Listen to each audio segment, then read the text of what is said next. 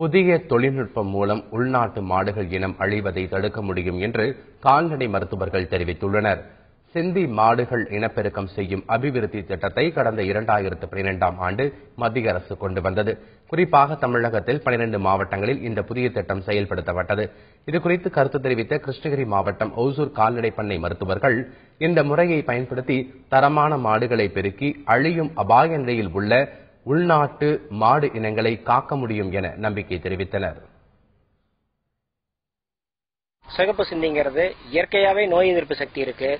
அடுத்து நல்ல வெயில் தாங்கக்கூடிய சக்தி. அடுத்து மாடுகள்ல உண்ணி இருக்காது. அது மட்டும் இல்லாம இப்போதைக்கு சிந்து மாட்டு அதனுடைய பால் உடலுக்கு ரொம்ப ஆரோக்கியமானது.